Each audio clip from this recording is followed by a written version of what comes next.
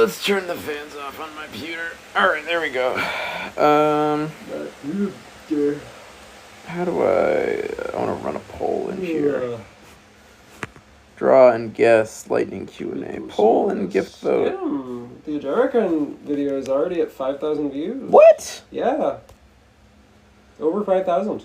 Poll and gift vote. And you're almost at 17k followers. That's crazy. That's insane. Hello, chat. Hey, what's up? What's up, gamers? How do I close out the chat? I just opened the chat. Click up here. It should make it go away. You click here and then you click up there and it goes away. There we go. Well, that's because I typed something in chat and then hit send. Oh. This is a horrid app for streaming, but I enjoy it nonetheless because of my community who I appreciate so much. How do I make a poll again? It's been so long. What? I don't know. Is it lightning Q&A? You can make polls? Oh, Yeah. I don't know if I can make polls. I can make polls. You can make polls. I forget how to make a dang Oh, are you poll. gonna ask about what to do next for the Monster Hunter series? No, I was just gonna... I'd like to do quizzes in my life to see how many of my viewers are correct about the things that I talk about. Fun. But I forgot how to do it. Settings, live... Is it live events? No, that's a different thing. Is it... Go back up. Oh, no. Hey, go back to the other menu. That's about... What was that? Is it in guests? No. What was the... Wait. Should I do a thing where I get two people up and quiz them about what they know about dinosaurs? That could be fun. That could be very fun. This is... So this one works with poll and gift vote, but... I think it's this one. There we go. I found it. I found nice. it. Do it. Okay, the first poll. Do you think Sauroposeidon should keep its name or be changed to Polypsisaurus? Sauroposeidon's a cool name. Sauroposeidon is a cool name. Oh, what is the question? I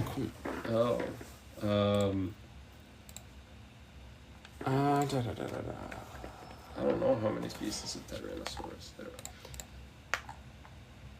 I'm probably going to get this wrong. Considering that Sauroposeidon is older, I would say Sauroposeidon because priority... How do you say paleontology? Paleontology or paleontology, if you're British. Paleontology. The British spell it with an E. Oh, I can't vote. Yeah. Unfortunate. Yes, you can't vote. Yeah, of course. I think Sauroposeidon holds precedence over Polypsisaurus because it's a older taxon. Move your water bottle a little bit so I can scooch closer. Okay, that's fair. I just did a bunch of... Okay. Everybody said 4? One person said 4. And then if everyone else voted, they just voted that same one. So 4 is incorrect. Is it 2? It is 2. There are two known species of Tyrannosaurus. Yeah, it's Rex and Macrinensis. Yeah. This person says, I like pterodactyls, but I heard they aren't dinosaurs. You heard right. Pterosaurs, which is the scientific term for what a lot of people consider pterodactyls, are not dinosaurs. They have a pteroid bone in their wrist that supports their flight membrane, and they split off from the dinosaurs a little bit before the dinosaurs, they split off from the group that includes the dinosaurs a little bit before dinosaurs evolved. So they're very close to dinosaurs, but they aren't. Hello, I made a hybrid that could possible. Well, I'm curious. I think there's a decent possibility of hybridization among a lot of different species that we wouldn't expect it from.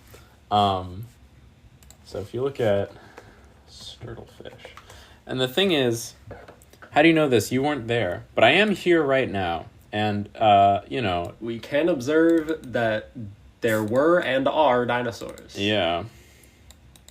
If birds existed during the dinosaur time, then how can they be evolved dinosaurs? Well, if dogs existed during the same time as wolves exist, then how can dogs be wolves? Birds evolved from a group of dinosaurs in the mid-Jurassic, but the dinosaurs that weren't birds went extinct at the end Cretaceous. And for the person asking about what their most recent descendants are, it's all of the It's birds. all the birds. Do you think Stegosaurus used its place for heat, display, or defense? Probably display, mainly. Thank you, Dakota. My fun fact about Therizinosaurus is that they used to be considered to be turtles. Really? Because their claws were very close to turtles, but once more was found. Interesting. Is there any evidence of dinosaurs being fungivores? Not that I'm aware of, because fossilized stomach contents for dinosaurs are quite rare, but there are some Devonian fungivores. There's some fungivorous hexapods that are found in some super old Devonian strata, and they're some of the earliest animals ever, or on land. Yeah, Therizinosaurus claws are cool. I have seen Prehistoric Planet. No, so Therizinosaurus are not turtles. They are cool, big bird-looking things with claws. They're Maniraptorans. They're known to be Maniraptorans, but they used to be thought to be turtles because when they were found, their claws resembled turtle claws. You're good with these long words? Yeah, I get paid to say long words, basically. I had to correct you on a long word the other day. Yes. All right, welcome up, T-Rex 1230. Hey, what's up, guys? What's up? What's your question, T-Rex 1230? I got two quick questions that I was wondering about last time, but you had to go bird watching or whatnot. Yeah. So my first question was what you think is the most interesting social hierarchy from dinosaurs, like behaviors Okay. that we can pick up. Like I know Jurassic Park shows like velociraptors and whatnot acting very together, but is there other species of that caliber that are realistic? Yeah, so we do have some very isolated, hard evidence for social behavior in dinosaurs. For example, there is a paper a while ago that described a fossil footprint site of giant theropod dinosaurs, so the big meat-eating dinosaurs, standing around in what's called a Lekking circle, which is what happens when... I'm trying to pull up the paper right now because I forget what it's called. But I think I saved it. But Because I know herbivores had a tendency, just for safety and whatnot. But the carnivores is more interesting to me, and their hierarchies that they may have had. yeah, well, what Lekking circles indicate is that when these animals mated, they wouldn't just do so by finding an isolated mate. They would have some kind of actual proper mating ritual, where they would gather together and they would create, display arenas in the ground by removing debris and scraping away material, which is, what the footprints show is that, you have a bunch of these presumably male dinosaurs, because that's what we see in modern birds, scraping out little circular display arenas in the ground and then standing in them and doing some kind of repetitive performance. Wow, Yeah. that is interesting. We don't know exactly what species that is. We can only identify it that it's a theropod because it has, the theropods have very distinctive, like, three-toed footprints. Yeah. It was theropods leaving those, but they're fairly large theropods that were doing it. Yeah. Neat. I'll have to look into that paper. Yes. So my second question is if you think, or I guess there could be hard evidence, but if there's any personal or connection that people made throughout history to invent dragons, because they're so common throughout many cultures. I've always thought maybe there's a link, obviously, because they're pretty similar in stature and whatnot, but not real. The main link across cultures that talk about things that look like dragons seems to be, in general, them being around large reptiles. In terms of medieval European dragons, which are the only ones that get described as breathing fire, there's actually kind of an interesting story around that. Dragons first really start showing up in, medieval literature when you get expeditions to Africa, where people start talking about these giant reptiles that can kill a person and they have forked tongues. They're talking generally about Nile monitors, which are very large, very real, very dangerous aquatic lizards that are found pretty commonly in North Africa.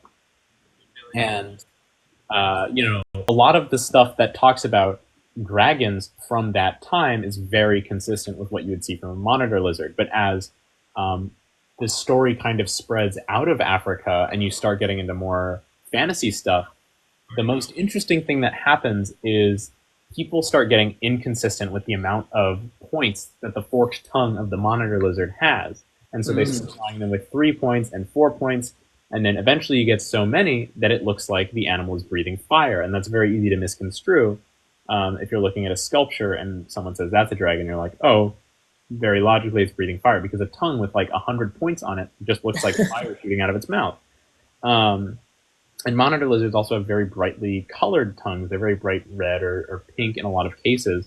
And so the colors would be similar if it was a painting. And so that seems to be where the origin of the whole dragons breathing fire thing comes from. And at least dragons in European literature seem to be inspired primarily by varanid lizards, like the monitor lizards. In East Asia, there's a lot of debate about what could have, done that. But Yeah, they're more snake-like and such.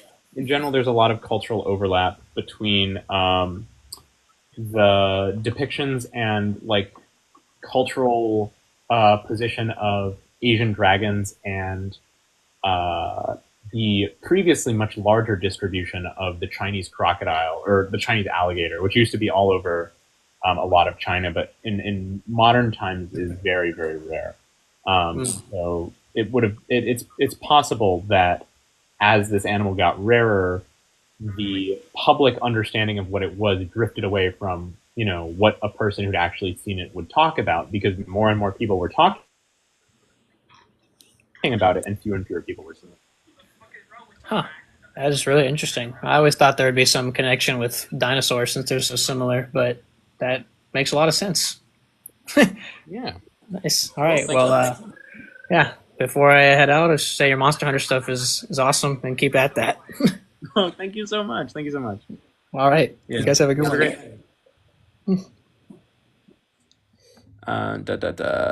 Would a dinosaur be able to do a backflip? I think modern birds of paradise do some pretty crazy acrobatics. So yeah, are chickens really more closely related to T-Rex than other birds? No. Yeah, all birds are equally related to T-Rex. They all share the same most recent common ancestor with T-Rex. How do Thinosaurus hunt, or how do you think they do? I think they're leaf eaters. Yeah, Therizinosaurus is definitely a plant eater. It's a high plant grazer. I keep saying browser. Therizinosaurus is much like a giraffe or Sloth. Not really a sloth, Kind of. They got ground sloth. ground sloths. But not many people know how a ground sloth would have eaten either. They've got like their big arms and grabbing branches and eating the leaves off of them. Was the Megaraptor really a thing? I know it wouldn't be called that. Megaraptor is actually a real thing. Megaraptor is a very real. Oh, geez, I'm having a mispronunciation. A very real thing. Yeah, Megaraptor is a really real animal. It is a very, very real animal. It's within Megaraptora, which is the name of the group. However, it was once thought to be a giant dromaeosaur when all we had of it were the hand claws. The hand claws were mistakenly attributed to be part of the foot of a dromaeosaur, which is how it got the name, because the hand claws of Megaraptor look a lot like the foot claws of Dromaeosaurus. Is big dino really big dino alligator or banana bread? I don't know what you mean by that. What do you think about the Nanoxaurus? I think Nanoxaurus is cool. It's underrated. Why do you think most children are fascinated by dinosaurs instead of fearful? Because fear of nature and cool animals is instilled in us by adults. Yeah, I think it's because they're cool animals and they look interesting and they look different from a lot of the other animals that they've seen. I don't know if we have a definitive cause for Big Al's death. But I know that she sustained a ton of injuries throughout her life. So I imagine that probably if it wasn't a single terrible event, a lot of progressive infection and eventually just starvation. Did the dinosaurs have large enough brains to have neurological disorders such as autism? I don't know if such as autism is I don't know if you would have anything comparable to like neurological differences in humans. Yeah, but there are plenty of disorders. reptiles that around today that even though they have fairly simple brains have distinct and diagnosable neurological disorders and stuff, like with different parts of the brain and things. If you were a bird, what plane would you be? I would be a F-117 Nighthawk. Could a T-Rex kill an elephant? Could a T-Rex kill an elephant? Yeah, Probably. probably. Do you think dinosaurs had behaviors similar to mono animals, like socializing or hunting in packs? Socializing, definitely. Living gregariously, probably. Pack hunting is a little bit more far-fetched. Reptiles aren't really well known for coordinated pack hunting outside of the Harris hawk. And, prey mobbing is pretty likely, but were the dinosaurs raptors named after the birds? Raptor is just kind of a catch-all term for a predator, and it was ascribed to the group of birds because raptor just meant predatory bird, and then it kind of later went on to mean thief. And then it originally meant thief. It comes from the Latin word from to take or steal. Yeah, and then that went on to describe predatory birds, and then when they were naming the raptors, they named, I forget what the first raptor named was. I think it was probably Velociraptor, the first dinosaur to have raptor in its name. Yeah. And then that ascribed the title raptor to the group Dromaeosauridae. Probably. Which dinosaur has the most teeth? Probably one of the hadrosaurs. They have like these really impressive dental batteries that they replace many times over the course of their life. Do you think a T-Rex could hit the Quan? I don't know what the Quan is. What's your favorite ceratopsian? Aeneosaurus procurvicornis. What do you think the most overrated dinosaur is besides Tyrannosaur? Or the Tyrannosaur? It's a good question. That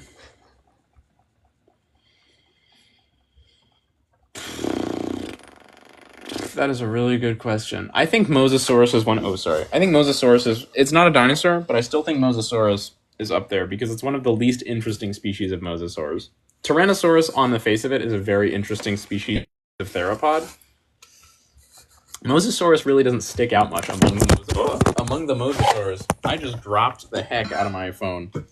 Sorry. It's okay. What do you think about... Do you think Spinosaurus is a little overrated? No. Spinosaurus I think is like... Spinosaurus is really cool. Very, very discussed. All right. Welcome up, Nephilim. Hi, I would like to ask you a question that means absolutely nothing. Sure, go ahead. What dinosaur do you think will work best in customer service?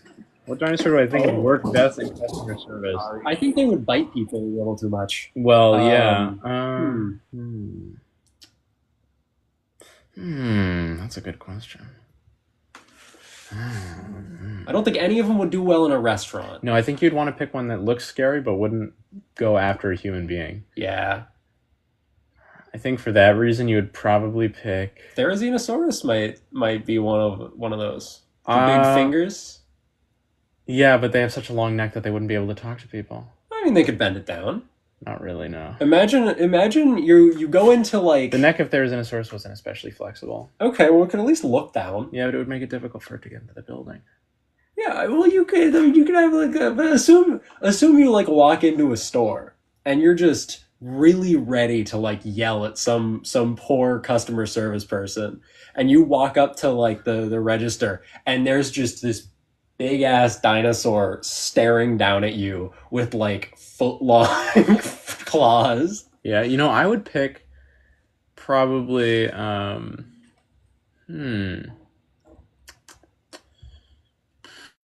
probably Udonceratops.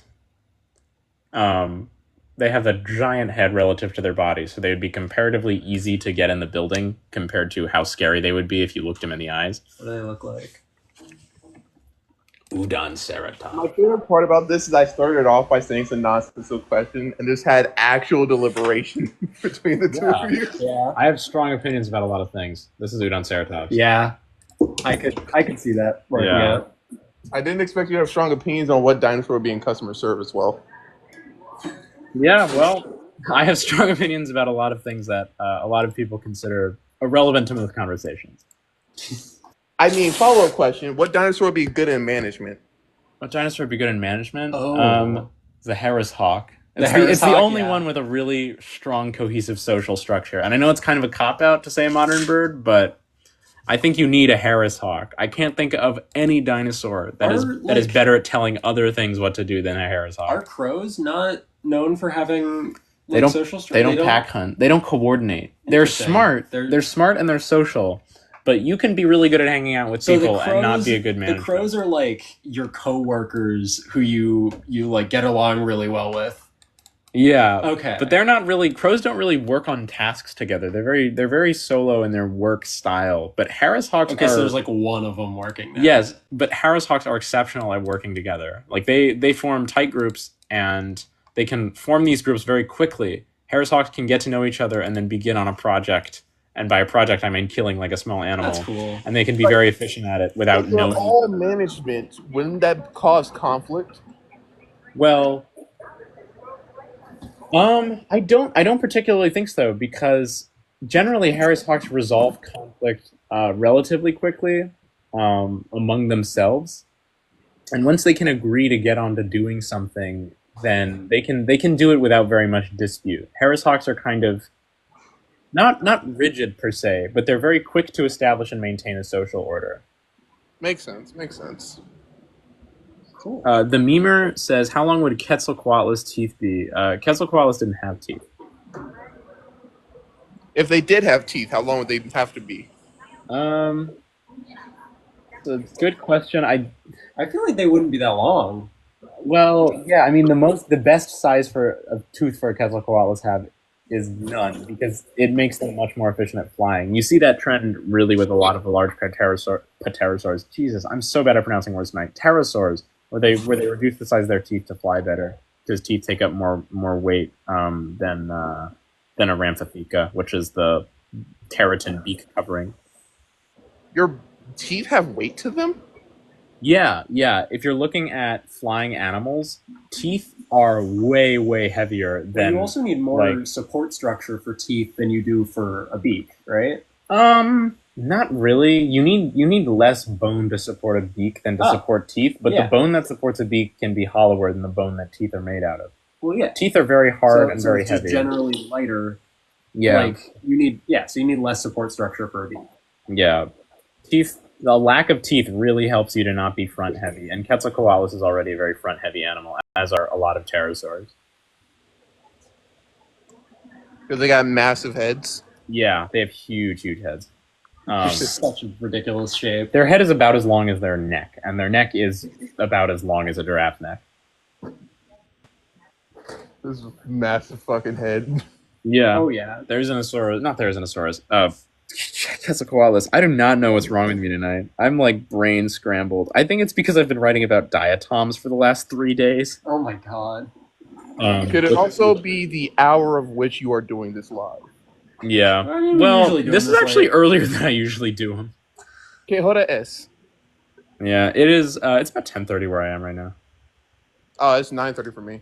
So you're an hour ahead. Yeah. What dinosaur has 500 teeth? A lot of different adrosaurs and pretty much all the Rebeccosaurids sauropods. Are there any dinosaurs that just ate everything? Just like a completely like trash diet, kind of like Like a modern vulture. day. Like a vulture. Yeah, no, not like a vulture, but like they would eat things that aren't actually food, like rocks, leaves. Well, lots of dinosaurs eat rocks. Gastroliths are super important for the digestion of a lot of different groups of dinosaurs. And so we get gastrolith traces from loads and loads of different dinosaurs, depending on their diet. Or like just like actual shells. I don't know about shells. There's very little around that intentionally eats shells today. Pretty much anything that does is going after the mollusk inside. Globidens isn't a dinosaur, it's an extinct lizard, but it's an aquatic lizard that specialized in eating ammonites. And so obviously went extinct when the ammonites died out. But it certainly took shells into its mouth and would have swallowed them, not to get nutrition from them, but to get at the ammonite inside of them. Ah, cool. Are there any dinosaurs that had traits similar to like bioluminescence? We don't know about any bioluminescence in dinosaurs at the moment because this sort of thing would be very difficult to fossilize well enough to identify. That's a fair statement. Yeah. So they could be glowing. We just can never know. They Yeah, could be. it's I know it would be cool. it would require a lot of selective pressure, but it's not impossible. Bioluminescence has evolved many times in nature under the right circumstances. I don't know what circumstances dinosaurs would derive bioluminescence in, but See, Maybe they're I'm not like a professional researching this, I'm just going to continue to imagine all dinosaurs are just glowing. Hey, I think as long as you don't go around telling people that dinosaurs were glowing all the time, that's an okay thought to hold in your mind. Yeah, maybe it's like Ray Dow, and it has an innate understanding of the concept of coolness. Yeah, that's false. Well, I don't know. I think there's some real awesomeness to a lot of the modern paleo art that you just didn't get in like older stuff because people were so like boxed in by our idea of what dinosaurs could be because they were so close to reptiles. But like new research kind of opens up a lot of windows for interesting dinosaur designs. All I know is that I saw a dinosaur when I was in 5th grade, and they showed me this really monotone video with a bunch of bad CGI, and that is how dinosaurs look from now on. Yeah, I think that's the experience for a lot of people. But if you can, go watch some clips from Prehistoric Planet, because I think that'll increase your appreciation for how far dinosaur science has come in the last few years, and improved our understanding of what a lot of these animals would have looked like. And they are very cool. Is the Mosasaurus a dinosaur? Everyone says it isn't. The big debate about Mosasaurus is whether it was a pythonomorph lizard or a varanid lizard. I'm in Team Varanid. Yeah, particularly because of the nature of the socketed teeth you see in mosasaurs, and I think they have such like the early mosasaurs have such well developed limbs that it makes more sense to me that it would be a varanid than a pythonomorph. Pythonomorphs also have like split jaw. I'm gonna drop you because I'm going to some of these chat questions, but thanks for coming. Okay. Thank you for answering my customer service questions. Goodbye. Yeah, of course. Bye-bye. That's a good question. So there's someone asking why T-Rex goes roar, which I think is an interesting... T-Rex doesn't really go roar per se. We don't know much about dinosaur sounds. It's me. Aubrey says, would you agree that dinosaurs have been described in the Bible and said to actually have been dragons? No, I would not. And I would... There's a lot of examples that people like to use for that, but the one that I see most often is the one from Job, where they talk about behemoth with a tail like a cedar tree. But if you look at a cedar tree, specifically the cedar trees that are native to the Middle East, or that would have been in that area, I think it's the Jordan cedar tree. Cedar trees are very wide in their distribution. See, when you say cedar tree, I imagine cypress trees, which is just not correct. No, dragons would not be dinosaurs. Dragons are pretty broad. Dragons are a useless category taxonomically. There's nothing that unites dragons beyond their vibes, and that's not really useful when we're classifying animals. So for the person asking how dinosaur bones didn't decay over time, they did. That's why they're fossilized. They just aren't made of bone anymore. So a lot of the fossils have been permineralized, which is where over a very long period of time the material is slowly replaced by minerals that aren't the bone. Yeah. I'm going to let Lewis up. What's your question? Oh, waiting for him to connect. What's your question, Lewis? Welcome up. So I have a question. Oh, 1 second. How old are you? Because I can only let people who are 18 and over up. What'd you say, 18? Oh, sorry, I'm 13. You can kick me out. Yeah, sorry, man. You can type your question in chat and I can answer it. I just can't have you on live. All right. OmniMark says, I'm marking it. I like that show. You do like that Invincible. Show. I thought the new episode was good. Welcome up. Berg is the word. Hello, Berg is the word. What's your question? I was wondering, wait, do you have to be over 18 or no? Yeah, you do. 18 or over, sorry. Sorry. You can type your question in chat if you want it answered, but I can't have you online if you're under 18. Yeah, of course. Can Can we make an estimate based on how smart dinosaurs were based on their fossilized skulls? Kind of. We have encephalization quotient, and we have certain quotients based on the brain case, shape and size in certain skulls, but you can't get anything super definitive without looking at behavior. Did you do research on hominins? No, I don't have a lot of experience dealing with hominins or mammals at all, really. I'm gonna be on my first mammal project this summer, but for now it's been only reptiles. And like mollusks and fish and stuff, but if dinosaurs were alive right now, would humans be able to stand a chance? Dinosaurs are alive right now. They're called birds. If we had the like Mesozoic if we had Mesozoic back, dinosaurs, yeah. I feel like humans would very quickly hunt them to extinction. Are there dinosaurs still here? Yes, the birds are dinosaurs. What dinosaur is thought to be one of the smartest? The modern birds pretty overwhelmingly have the highest encephalization quotient out of any group of dinosaurs because you need a big brain to be able to fly. But their closest non-bird relatives, the troodontids, are also considered to be quite intelligent. Do you think a dinosaur will appear in the Invincible show? We already had a dinosaur. Dinosaurus, I hope, shows up. I have spoken on the whole situation of Saurophaganax. I made a video about Saurophaganax a little while back when that whole thing resolved. I think that there's so many species now named after this like one piece of little tiny bone. There are 2 species of Allosaurus, one tiny bone. There are 2 species of Allosaurus, and one species of sauropod named after like these fragmentary little bits of bone that are now even being subdivided. Oh my god. How are we able to know that dinosaurs once had all these features? For the specimens that we only have bone for, we look at osteological correlates in the bone where we say pretty much every animal that has a trait on its bone that is like this has a trait that is not on its bone that is like this. For example, just about every species that has a hole in the front of its skull that connects to its through its respiratory system to its brain breathes through its nostrils and uses its nostrils to smell, so we can know that dinosaurs had nostrils. For some species, we have more than just bone. We have soft tissue fossilized, and then we can get some really solid answers about what these animals would have looked like. What was the time that Stegosaurus and T-Rex existed? Stegosaurus existed during the late Jurassic, about, I think 130,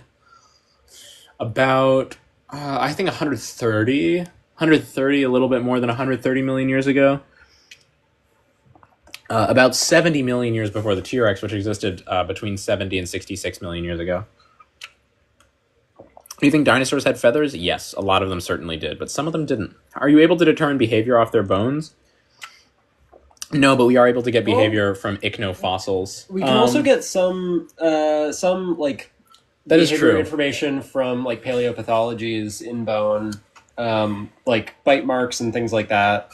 Yeah. So we can look at bite marks and identify them to see, what species those bite marks came from, if they're from a dinosaur that's known to coexist with that one. Wait, so they really had feathers? Yes, loads of dinosaurs had feathers. They're not all like the feathers you see on modern birds. Many of the feathers They were both feathery and scaly. Yeah. Just like modern birds, dinosaurs probably had feathers and scales on different parts of their bodies. I say probably. We know that some dinosaurs did have feathers and scales on different parts of their bodies. For example, Psittacosaurus basically had scales over its entire body, but it had like a narrow mohawk of feathers running down its back and tail. Oh, I thought it was mostly just on like the kind of upper half of its tail. It's above the synsacrum, right. Which is back and tail. It's like the transition point between back and tail. Is it unlikely Stegosaurus plates were used for thermoregulation? Yeah, pretty unlikely, because the ancestors of dinosaurs were likely already warm-blooded, so they really wouldn't need an external thermoregulation method.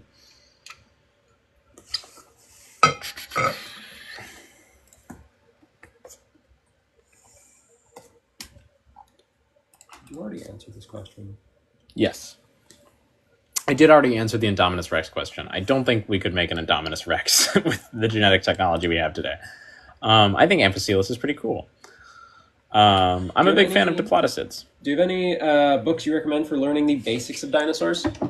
Dinosaurs, A Concise Natural History, 4th edition by David E. Fastovsky and David B. Weishample. I don't have experience in paleontology. They have just corrupted me. Yeah, no, I just talk about dinosaurs and adjacent dead animals too much, and now my roommate knows a comparable amount to me. Okay, well, what is your opinion on Rajasaurus? I love Rajasaurus. It's a cool animal. Actually, it is a comparable amount, because you could compare them. Mine is smaller. compare them. Mine is smaller. Yeah. Favorite paleo hoax? My favorite paleo hoax is probably the Piltdown Man, because everyone seems to purport that as evidence that paleontology together and determined it was. Like that's true for most hoaxes. Everyone seems to have this idea that the Piltdown Man was exposed as fake because the person who made it came out about it, but we didn't. No one did. Did you play Ark? It's a dinosaur survival game. I played a little bit of Ark once. Could raptors be trained like Owen Grady? It would probably be very difficult. Thoughts on the human footprints found with dinosaur footprints in Texas? The Paluxy River human footprints are known to be fabricated. They have been known to be fabricated for a long time.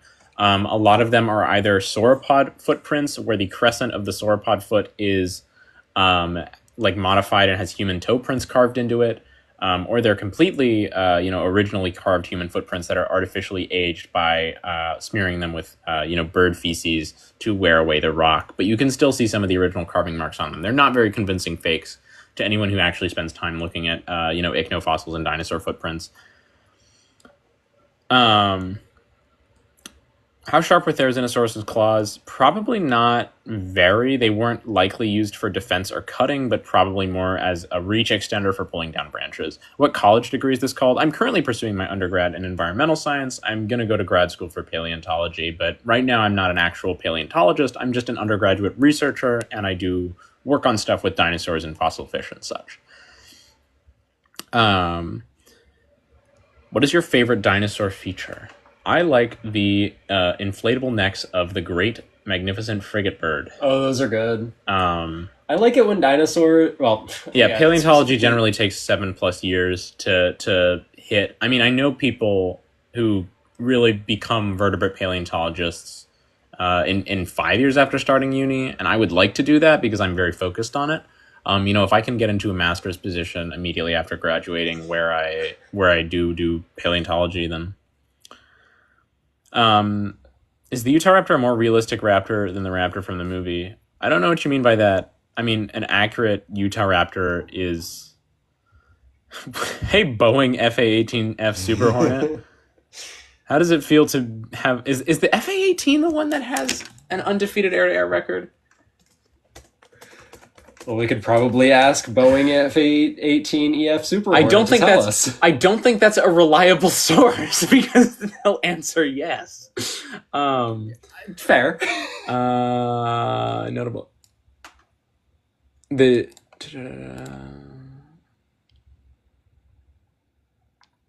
All right. Anyway, yes, a lot of dinosaurs had feathers. What are your thoughts on the behemoth is described in the Bible? If you look at the actual passage, they don't really describe it in a way that is consistent with dinosaurs, namely the fact that sauropods are really, really light and would not be able to stand in a river that deep without necessarily being swept away.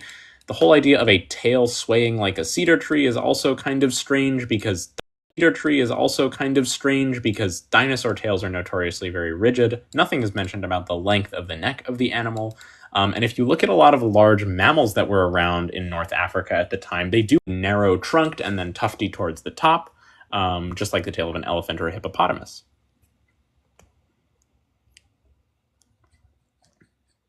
What is the most biggest and dangerous dinosaur? Argentinosaurus is the largest dinosaur as far as I'm aware. Oh, thanks for sharing, Oblivion.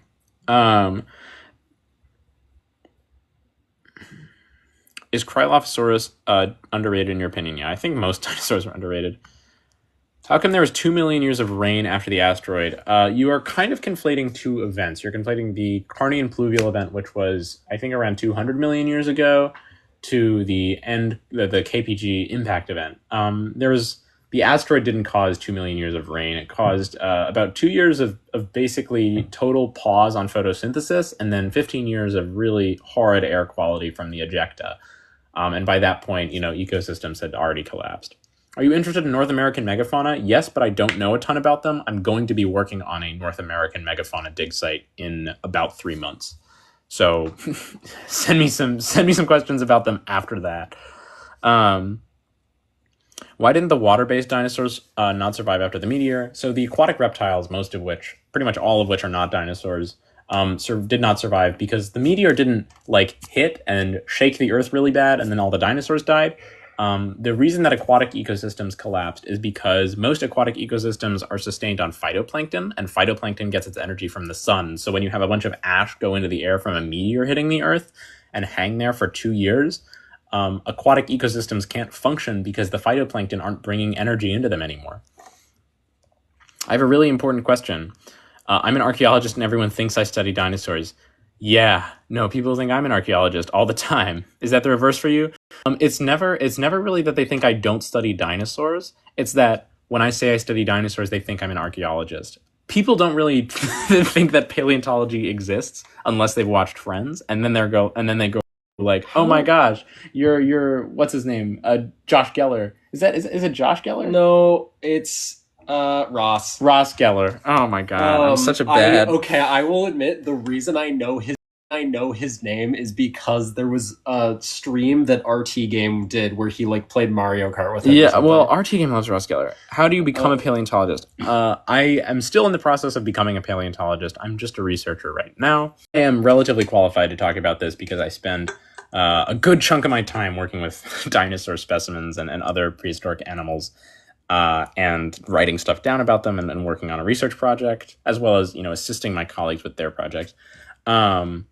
How do you know some dinosaurs had feathers from their bones? Primary feathers, particularly the ones found in the Maniraptorans, actually attach directly to the bones, and they leave these little pits in the bones when they're pulled out called quill knobs, and you see those both in modern birds and in extinct dinosaurs like Velociraptor. Has paleontology been a lifelong goal? Pretty much, yeah. I mean, considering how excited you were about getting the job working on the mammoth stuff, like...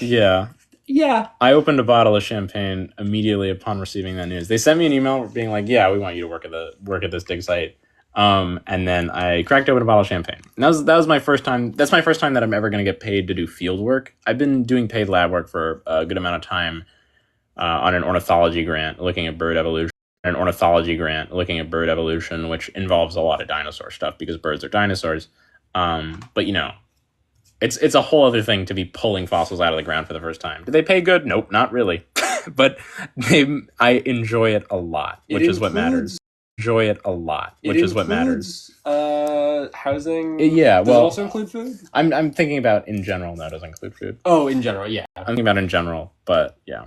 What can you tell me about Dilophosaurus? Dilophosaurus was discovered, actually, where a bunch of my relatives are from, near Tuba City, which is on Navajo land in Arizona. I believe it's either in Arizona or New Mexico. I don't know exactly what part of the res it's in, but it was near Tuba City. Little guy, some birds were able to survive the asteroid impact because they ended up just being pretty well adapted to finding sources of food in the ensuing extended winter afterwards. Yeah. So Jesse Williams, who was a Navajo guy, he was done that. Found a bunch of exposed vertebrate fossils in the ground, and then told Charles Camp, who was from the University of California, about Dilophosaurus, and they excavated him. And I think they've actually now been repatriated back onto Navajo land, which is that's cool. Awesome. They're in one of the history museums around there, and they have a cast in the California Museum. It was originally actually called Megalosaurus weatherli back when, because this was early paleontology. This is 1940s stuff. Back when basically everything that had 2 legs and big teeth was called Megalosaurus. But it was eventually they were like, this is not a Megalosaurus, this is something else. Is Spinosaurus really gay now? Pretty much every dinosaur exhibits some kind of homosexual pair bonding, as long as mating serves a purpose other than reproduction to them, if it has any sort of social context. So, are you religious? No. Did you go to college? I'm currently in college for environmental science. I bet dinosaurs lived a long time, 150 plus years. They actually grew and died relatively quickly. Why not? I used to be very religious. But then I started thinking about things.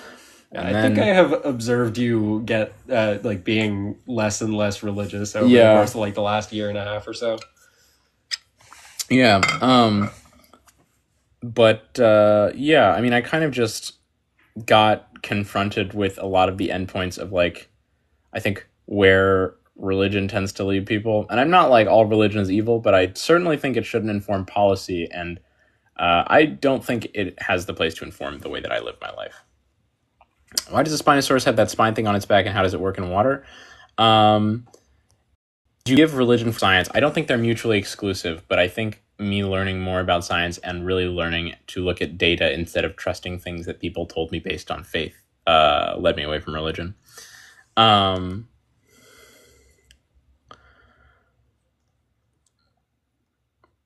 yeah, dinosaurs lived and died fairly quickly. I don't know precise ages for each genus, but a lot of dinosaurs lived much much quicker than you would expect. Do you think all dinosaurs really had feathers? Not all dinosaurs, but certainly most groups of dinosaurs have feathers within them. So, like, there are examples of feathered dinosaurs within every major group. What can you tell me about Brachiosaurus? Yeah, some sauropods do have evidence for long lifespans, but they also reached ontogenetic maturity very quickly.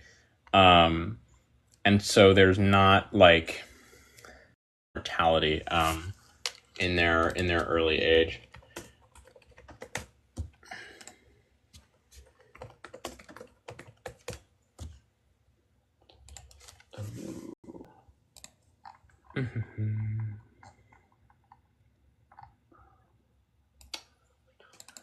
It's that mosasaur you keep bringing up. Globidens? Globidens, thank you. Fossilized Brennan, Globidens should be your dinosaur of the day, since you said non-dinosaurs are good. You should go with Globidens. Globidens is very cool. Were any dinosaurs LGBT? A lot of them. We have pretty good evidence of homosexuality in a lot of birds, and so extinct dinosaurs probably were also. My friend also has a transgender parrot. True. So that is also possible. She just did that on her own. The parrot, not her. Yeah. There's some really interesting there's some really interesting examples of like homosexual behavior in a lot of different groups of birds. I heard there's not many opportunities to make money doing paleontology. Yeah, that is unfortunately true. Fran is a specimen of Acrocanthosaurus attokensis, which is one of the largest North American theropods.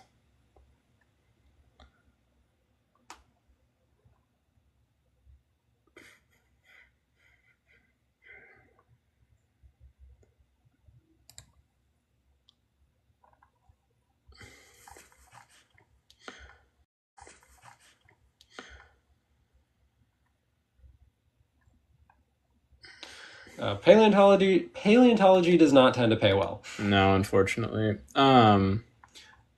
Stagosaurus, the oldest specimens that we have are about 11 years old, which is interesting. So yeah, the thing that is interesting about dinosaurs is finding this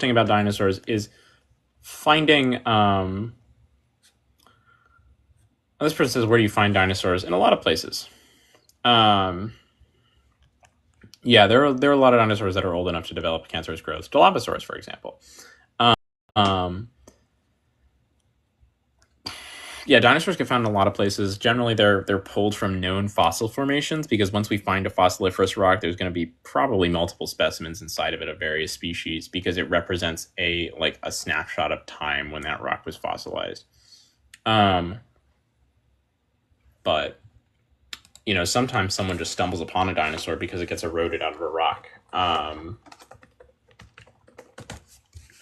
Where did the name dinosaur come from? It was coined by Richard Owen in the 1800s to describe some fossils that he pulled out of a hillside in England, and it means terrible lizard or terrible reptile. Pachycephalosaurus has 5 toes, 3 of which touch the ground, one of which is a raised dew claw, and one of which is entirely contained within the body of the foot and vestigial. Do you only study dinosaurs? No. I just put that up because that's what gets people excited, and that's what most people want to hear about. But you can ask me a lot of different questions about prehistoric life or modern evolutionary theory. What do I study for paleontology? If you're in high school, just focus on taking as many science classes as you can, because basically all the high school sciences are useful. If you're in college, I would recommend going for either a biology or geology major. And if you're doing only one of those, then try and have the other one as a minor. Focus on organismal biology and a lot of like biogeochemistry stuff. And then try and go to grad school or go for paleontology internships while you're in college. I think resurrecting woolly mammoths is cool because it could do a lot of great things for the planet. But I also think that bringing back extinct species is vastly expensive and overfunded compared to the actual climate projects we need to preserve our current ecosystems, as opposed to transition back to how ecosystems were 2,000 years ago. Thoughts on the ethical implications of a real-life Jurassic Park? Oh, thank you for the donuts, Nick. Thank you so much. Hey, is that our goal? That is the goal. No, it's halfway to the goal, which is awesome. Thank you so much. What is your favorite tool? I love a rock hammer. Although the air scribe has been growing on me recently. It is much less efficient than a rock hammer, but it's so much more precise. The air scribe is a lab exclusive tool. It's what we use once the bones are like actually, in a contained environment, and we can start gently working them out of the slab. My favorite tool is very, very small paintbrushes, but I don't do specimen preparation. I just paint Warhammer minis. You got a girlfriend? I have a boyfriend. What do you think about a real-life Jurassic Park? I would go to it, but I don't think they should do that because it's horribly unethical. But I would still go to it because I want to see a dinosaur. My morals can be bought and sold if there are real, actual dinosaurs. How do you land a job at a museum? I initially there was a museum running an internship program near me, and I reached out to a bunch of the people there, being like, "Hey, yeah, I would like to do your internship," and they were like, "Well, your project's probably going to take longer than just the internship. Do you want us to just bring you on?" Because I had some prior research experience. Working as a volunteer and then a paid employee at a biochemistry lab. And they were like, well, we won't have to train you that much.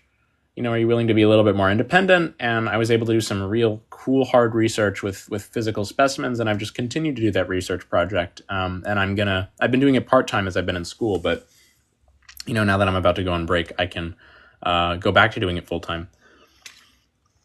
What place you got for digging? I'm going to be doing some of my digs in the sinkholes that preserve like Pleistocene material in the Midwest. Yeah, museums run a lot of volunteer programs as well. So if you want to get your foot in the door and make some connections, I say never work for free, but if you need experience to begin to work for pay, it's not a terrible arrangement to be trained for free. That's what I'm doing right now for fossil preparation, because, I'm not going to apply for a fossil preparation job with no experience in fossil prep. I will try to be a volunteer preparator for a few years, and then I can reach out and be like, probably the coolest thing I've ever found / dug up is, well, I was on a dig where this was found, and they totally stole my thunder. Well, I say stole my thunder. I didn't find anything that interesting. So they righteously took the attention away from what I was doing, which was working on a Diplodocus forelimb by finding a chunk of fossilized Diplodocus skin, which was really cool. Who would win, a Smilodon or a Utahraptor? I can envision scenarios in which both would win. Yeah. Which is true of most animals in any sort of situation. What's the dinosaur in the background? Her name is Fran. She's an Acrocanthosaurus. There were not any underwater dinosaurs. You're probably thinking of either mosasaurs or plesiosaurs or pliosaurs. I mean, there's loads of different groups of aquatic reptiles. Dacosaurs. Phosphorus. But all those are species of marine lizard. I think lizards. Yeah. No, not all of them are lizards. Only the mosasaurs. Only the mosasaurs. Other ones are other kinds of reptiles. Yeah. I'm forgetting their name now. Metriorhynchids are crocodiles. The dinosaur in the background is Fran the Acrocanthosaurus. And she is from a lot of places around the United States. Acrocanthosaurus is very widely distributed, but Fran in particular, I believe, is from Oklahoma. Could you tell me a good source to learn about dinosaurs? Google keeps giving me AI written articles. I'm so sorry to hear that. I was trying to find stuff on dinosaurs just to Shoot. see how hard it was the other day. It is horrible. It's really difficult to find good information about this sort of thing. Look at PBS Eons or Edge Science on YouTube, which are two channels that I've recommended in the past. If you go onto my profile, I have a video for like learning resources. It's about evolution and not dinosaurs, but there's a lot of overlap there. Paleologic is a good series. The Paleo Stream with Joshua Knope. I don't know if that's how you say it. CM Kozman talks about dinosaurs sometimes on his channel, and he's written some great essays about them. Where can I learn about dinosaur genitalia? CM Kozman wrote a great... Oh, The Skeleton Crew. Yes, you're so correct, Oblivion. Skeleton Crew is a great way to learn more about dinosaur stuff. Their YouTube channel is awesome. And as someone who is not super, like... How many subs do they have? In all the paleontology stuff already, it's a great way to learn. It's very, very informative. They've got some really, really good videos. Hey, my coworker just got her PhD defense completed. Nice. Skeleton Crew. Oh my god, it's all this stuff. Skeleton there were a lot of families of non-avian... I have more followers on TikTok than the Skeleton Crew has on YouTube? That's crazy. Oh my god. Trey the Explainer is good, but he's kind of drifted away from paleo stuff recently. Especially as he's moved to more towards an adult audience. It'd be really funny if the YouTube channel ends up having more subscribers than the Skeleton Crew. I don't think it would be funny. I think it would be kind of sad. It would be. It would be unfortunate because they have a really, really good channel. What is the best source to learn about the Acrocanthosaurus? There's a book about Acrocanthosaurus called Acrocanthosaurus Inside and Out. That's one of my favorite books ever. I'm trying to remember. Did T-Rex have some feathering? It's likely that it did. There's no conclusive evidence either way, but phylogenetic bracketing is the best we can go on, and that says definitely. But phylogenetic bracketing also isn't super conclusive. Yeah. So one result from that is... Green is possible with some combination of pigments, but so far we've only ever really recovered brown and red pigmentation from a lot of dinosaurs. There is potential that they could have evolved carotenoid pigmentation or, something similar to the bright colors you would have seen in lizards, but generally all the bright colors we've seen in dinosaurs so far have been from structural coloration in their feathers, rather than, very highly evolved scales. Hello, what do you say to people who try to say humans evolved from monkeys? I say correct. Taxonomically speaking, humans are old world monkeys because all apes are old world monkeys. It is better to say that humans evolved from apes and are therefore apes. But, saying that humans evolved from monkeys is just a step forward from saying humans evolved from mammals. So it's technically true. It's not as precise, but it is correct.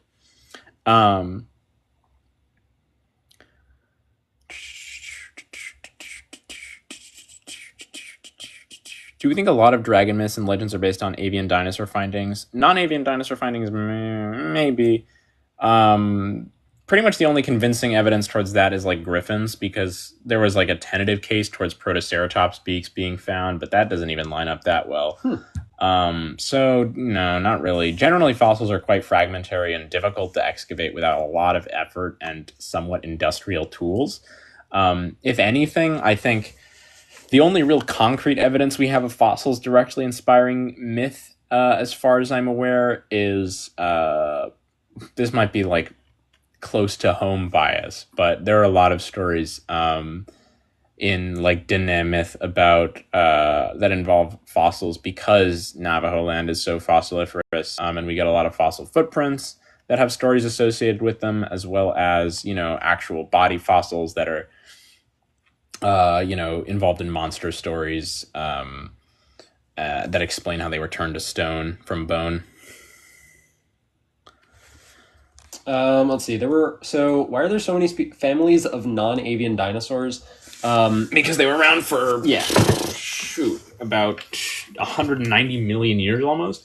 And the reason we have just the avian dinosaurs is because those are the ones that survived the mass extinction.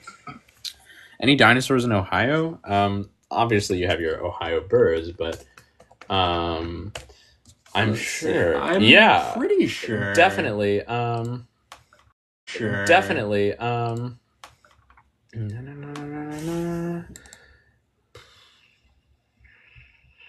let's see, significant research. We got trilobite stuff. We got, yeah, I don't know specifically about, okay, prehistory. No Cambrian fossils. Ordovician fossils. Early Devonian fossils. Oh, Dunkleosteus. Dunkleosteus. Dunkleosteus is from Ohio. That's Not maybe a the dinosaur, most but very, famous very Devonian cool. fish. That That's is one of the coolest awesome. fish ever. Well, maybe Tiktaalik is the most famous Devonian fish. Yeah, not a dinosaur, but very, very, very cool. So a little bit of Permian stuff. There's no dinosaurs from Ohio, unfortunately, but there are some super cool Devonian fish. Do you think dinosaurs are really shrink wrapped, or were they maybe chunky? I think Fran has an appropriate amount of chunk. She's not, morbidly obese. Yeah, a lot of older paleo art tends to be very shrink wrapped, and more of the recent art tends to depict them in a more reasonable and accurate way. The one thing that I think about Fran that, could she plausibly have more tissue around is I didn't give her huge jaw muscles, mainly because I intended Fran to be female, and it's generally a trend in male reptiles that they have larger jowls for display.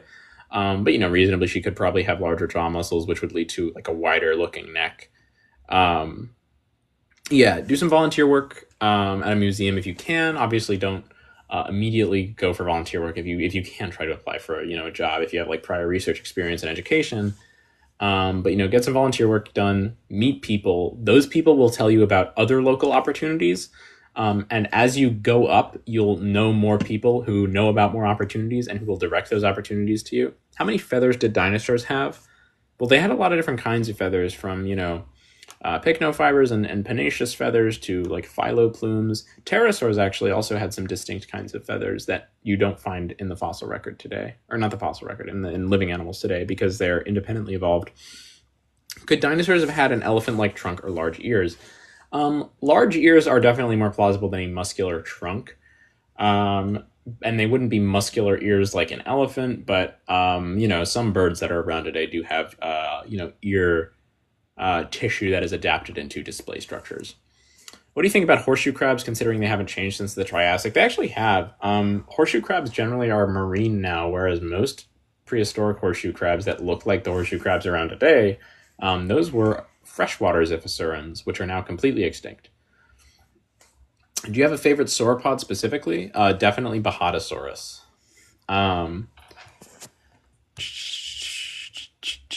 I love Bahatosaurus. It's like if you hit a Margosaurus in the face really hard, but the spikes didn't move. You're cool. Just want to let you know. Thank you. That's nice to hear. I appreciate that.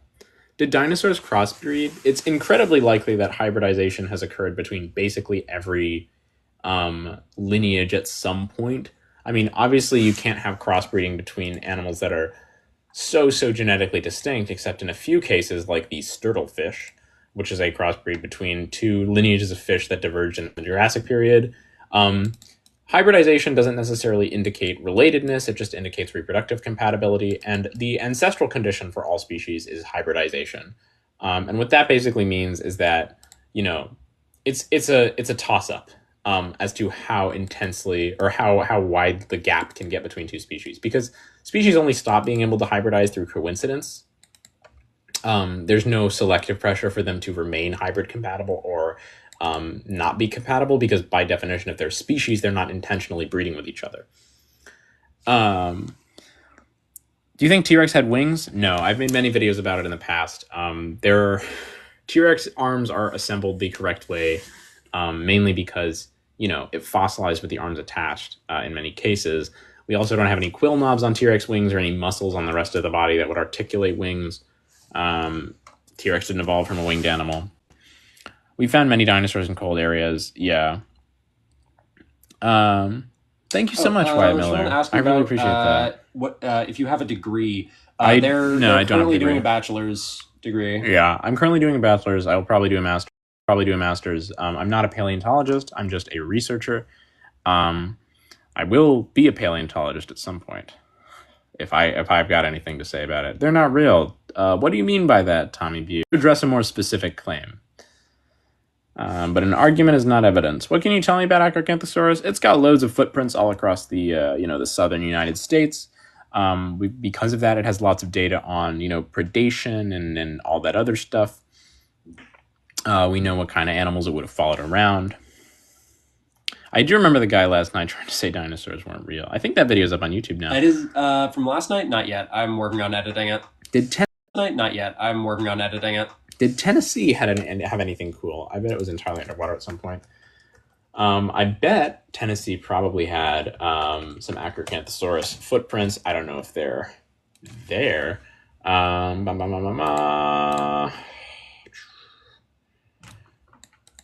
Cretaceous, Western Tennessee, 75 million years ago. There's a lot of different gastropods, which is cool. Didn't have very many dinosaurs besides hadrosaurs. And you do have a few dinosaur deposits. You got a lot of foraminiferous plankton, as well as mosasaurs and giant sea turtles. Mosasaurs are giant aquatic lizards that existed during the end Cretaceous. What are your thoughts on the Diabloceratops? I think it's cool. Was Pangaea already broken or actively breaking between the Jurassic and late Cretaceous? Pangaea was broken up by the end Cretaceous completely. It was split up significantly during the Jurassic. Welcome up, Zooner. What's your favorite dinosaur and why? My favorite dinosaur is Acrocanthosaurus. You can see it in the background. This one's name is Fran. She's based off of the specimen Fran from the North Carolina Museum of Natural Sciences. And I really like Acrocanthosaurus because there are so many footprints of it, scattered around like the southern United States. And so we can get a lot of interesting information about its behavior and distribution. What's your opinion on the game Jurassic World Evolution 2? I think it's fun. I had a good time with Jurassic World Evolution 2. I don't think the designs are particularly accurate in a lot of cases, but I do think they do have some really good designs in there. It's kind of a toss-up in terms of how good the designs can be, but I do really enjoy the game. I think it's cool. What's your least favorite Jurassic World movie or any movie out of the franchise? I don't really care for Jurassic World Dominion that much. Yeah, I thought that the Giganotosaurus was a little bit underutilized. Oh, there he went.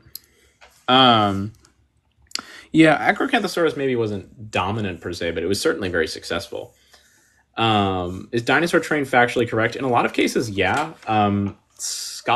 Dr. Scott, the paleontologist, I forget his last name, but he's a real paleontologist who worked on the show. And a lot of the dinosaurs in there are dinosaurs that he wrote into the show because he discovered. Oh, that's awesome. Like, for example, he discovered Globidens, which isn't a dinosaur, but, Wait, it's on Globidens top is of in it. Dinosaur Train? Yeah, and there's Globidens on Dinosaur Train. What? Oh my god, I don't think I remember enough of watching that show There's to remember that. Globidens. That's so cool. Globidens shows up twice. Emperor Globidens. Oh my god. Yeah, all right, welcome on, Bailey.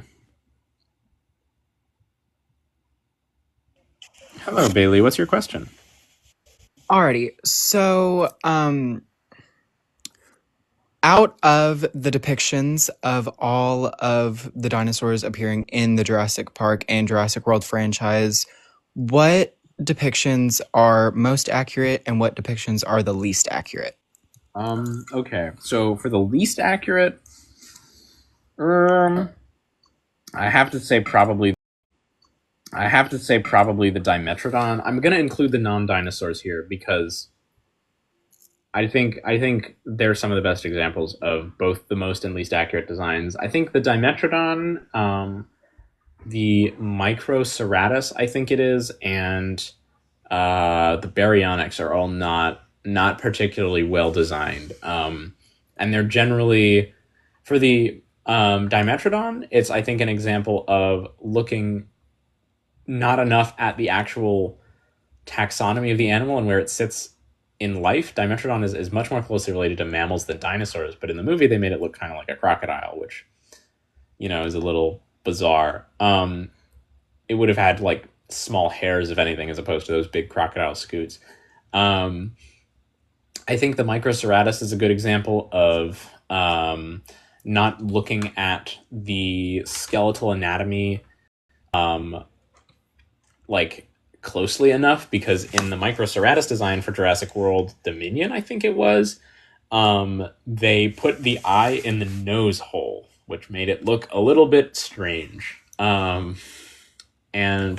I think for the baryonyx, that generally resulted probably from them not looking at the skeletal from multiple angles and assuming that because the skull looked like a crocodile from the side, it would look like a crocodile from the top, which it doesn't. It's very narrow compared to the kind of V shape of a crocodile skull.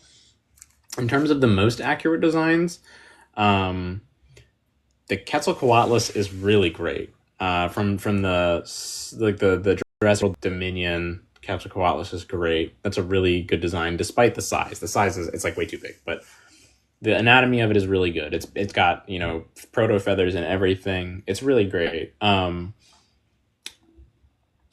Giganotosaurus, in terms of skeletal anatomy, is not terrible, but it does have scoots all over its body like a crocodile, which isn't super plausible. The Therizinosaurus is quite good. It does have a head that doesn't look like a lot of the other Therizinosaurs, but we don't have a skull from Therizinosaurus, so we have no real way to tell that that's correct or incorrect.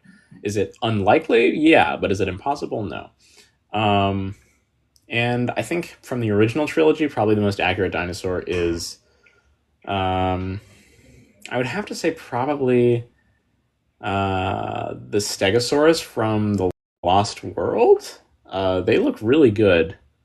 They made them a little bit less accurate in the newer movies, but the Stegosaurus from the Lost World have, you know, pretty strong posture.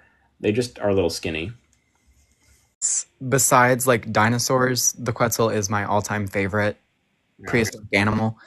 Also, what are your thoughts on the depiction of the Sinoceratops in the Jurassic World movies? Because I know that it had holes in its frill, and I know that it's kind of debated whether or not the Sino actually had holes when it was alive. Well, more so than debated, it's pretty clear where like the source of the Sinoceratops holes in its frill thing came from. When you're looking at animals related to Sinoceratops for paleoart references, there's not much to go off of besides Pachyrhinosaurus, because that's one of the most well-illustrated centrosaurs. But if you look at Pachyrhinosaurus on the internet and you're looking for references to design your Sinoceratops, you will very much come across, or at least would have come across in the time that they were doing the second Jurassic World movie, these images of Pachyrhinosaurus with a hole in their frill that is visible not just from looking at the bone, but on the skin, and that's only on one side, and it's because it's in reference to a character from the Walking with Dinosaurs like movie special, where that character received an injury that had him have that hole in his frill, and they carried that hole over to Sinoceratops and they made it symmetrical. Without really checking, because in general, ceratopsians absolutely had tissue covering those holes in their head. They're I believe, adaptations of the superior temporal fenestrae, and so they just kind of stretch backward and would have been filled with tissue, just like the fenestrae would have in life. So yeah, Sinoceratops definitely didn't have, you know, visible holes in its frill. It would have just had hard parts around the outside and then kind of a softer, but not necessarily soft part in the middle. All right, and final question. What dinosaurs and or prehistoric animals would have been in or around Kentucky? All right. Let's check. Probably the best way to do this is actually to go on PBDB. PBDB.org Navigator. PBDB Navigator is a website that you can go on, and it literally just tells you like where fossil sites have been reported. So let's go Dinosauria. And then I can go to specifically Mesozoic dinosaurs, and then I can go to the United States. Ba, ba, ba, ba, ba. Where is Kentucky? It's a good question. There it is. I knew it. I knew that was Kentucky. The name just wasn't coming up. Yeah, I thought I'd ask because when I joined, you were talking about Tennessee, and Kentucky's right above it. So Yeah, okay. Is there not So much? there are some track sites, it looks like, in the, like, right where Kentucky and Virginia kind of come close to each other. That's more just in Virginia, I think. Yeah, Yeah, that's just that's in pretty Virginia. solidly in Virginia. Right? Okay.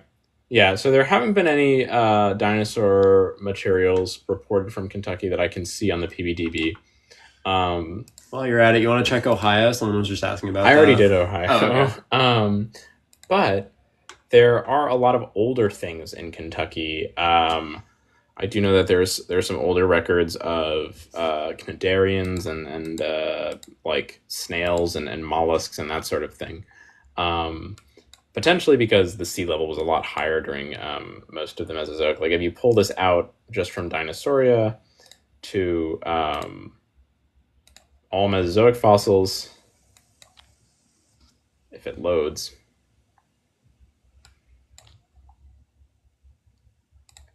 Okay, PBDB is very slow. It's not particularly okay. So it's going to start to populate, but there are Mesozoic fossils from Kentucky, I believe. And they would be largely oceanic, which explains why there's not so many dinosaurs there. Generally, East Coast paleontology is pretty good. all right, and sorry, I just thought of another question. What like among shit? I just forgot the word. So like you have ceratopsians and you have like titanosaurs. What is like the class that like Stegosaurus and Kentrosaurus and all of that would fall into? So Stegosaurus and Kentrosaurus and all the ankylosaurs are what we call marginocephalians. Or not marginocephalians. That's the ceratopsians. They're thyreophorans. That's all the dinosaurs that have like big bony plates on their back called osteoderms, whether they're lying flat on the back as in Ankylosaurus or whether they're sticking straight up like in Stegosaurus. Right. And what is your favorite titanosaur? My favorite titanosaur is probably Dreadnoughtus hrani because I know a lot of the people who worked on it, and so I'm kind of biased. Alrighty, thank you for answering all my questions. Have a good day. Of course. Have a great day. See ya. All right. No, you're fine. Welcome up, Ivy. Hello. Yeah, what's your question?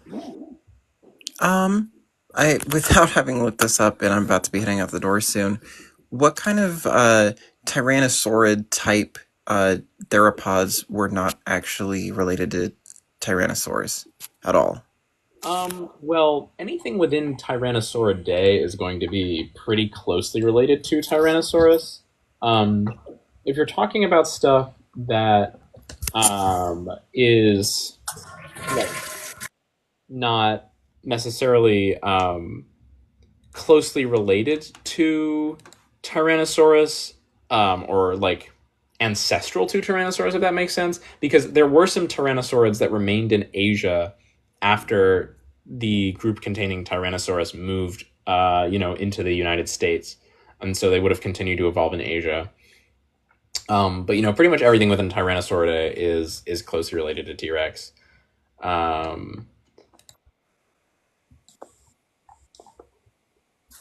That answers my question. Thank you. Sorry, I gotta hop off. No, you're good. You're good. Have a great day. Thanks for asking. Thanks. Do you study the dinosaurs in Congress? No. All right, we got James up. Microraptor probably couldn't run very fast because of those hind limb wings. What's your question, James? Hi there. I was just wondering, I've heard a lot of different opinions on this, but what does the T-Rex actually sound like, and did they actually have feathers? So there is evidence pointing towards feathering in T-Rex if we go from a phylogenetic bracketing approach, which is basically saying animals that are related to the ancestors of T-Rex are known to have feathers. and animals that are related to the descendants of T-Rex are known to have feathers. So it's therefore not descendants, but like phylogenetic bracketing is basically you form a V with points on a phylogenetic tree, and everything contained within that V is assumed to have that trait. It's not particularly precise, but it does give you a general idea of how those traits evolved, and that suggests that T-Rex did have some kind of feathering. Probably not full body feathering, but it definitely had the capability to develop feathering potentially at a young age. In terms of sound, we don't know anything about how T-Rex sounded. Outside of that, it probably couldn't produce like mammalian roars. But the kind of noises that are made by alligators are generally kind of plausible. We don't have any vocal tissue or any sort of respiratory material from T-Rex. So any sound you hear being made by a T-Rex is conjecture. It's not informed by science because it kind of can't be. I mean, obviously T-Rex couldn't talk or do anything like that, but we don't have well-preserved hyoids or larynxes or anything like that. Okay. Do you have an opinion on what you think they might sound like? Yeah, I think that T-Rex probably, like a lot of the theropods, would have had kind of a low, like, chirping, if that makes sense. Not like Oh, a bird yeah. chirping, Yeah. but like kind of an intermittent, like, thud, if that makes sense. A thud. Like the voice drops? Like, imagine just like the noise that like a bird makes, but pitched way down because it's a bigger animal and it's resonating more. It's likely that T-Rex would have made sounds as deep as it could because deeper sounds carry over a longer range, and so that's more efficient if you're trying to do any sort of communication. So particularly if a tyrannosaur was calling for a mate, it would be a very low frequency noise. Okay. I have two more questions, if that's okay. Yeah, that's okay. Our ancestors dating back, was there ever a time when, like, how do I say, like, did we ever interact with, like, them at any time with, like, our ancestors at all? Or, like, did humans, were a descendant of humans ever alive during, like dinosaur era, if that makes sense? Like, did we, like, fight them or whatever? No, humans didn't really coexist with any species of non-avian dinosaurs. Birds are living dinosaurs, but anything outside of birds did not coexist with humans. Humans evolved about like 64 million years, 63 million years after the dinosaurs went extinct. So it's a pretty wide gap. Okay. All right. I know we were alive around like when like the short-faced bear was alive because I'm pretty sure we drove them to extinction. I'm pretty sure. Yeah. Humans did interact with a lot of the Ice Age megafauna, but dinosaurs are way, way back when. Okay, so they're not technically. So dinosaurs is just like the big like lizard type looking things, right? And not like the. What classifies as a dinosaur? Like, what are the specifications to meet that name? When I say humans didn't interact with dinosaurs, I'm excluding birds, which are true dinosaurs. Dinosaur is a term categorized by a series of structures on the bones of all dinosaurs that they all have in common. It mostly has to do with structures in their hip, their skull, and their ankles. They have ankles that allow them to, stand upright. We call those avimetatarsalian ankles. They have a series of fused vertebrae above their hips so that they can, have a really strong upright stance. They have a perforated acetabulum, which is a bone in their hips that has like a socket in it that allows their legs to swing farther beneath them. They have 5 holes on either side of their skull. It's a bunch of like these little traits that basically indicate what a dinosaur is and then its relation to the other groups of humans that are related to the dinosaurs. Okay, I think that makes sense. All right. My last question might be a bit of a stupid one, but you're the only person that I'm able to ask that will give me a good enough answer. Do you think that the megalodon is completely extinct, or do you think like it's like way down to the depths of the ocean that we can't get at?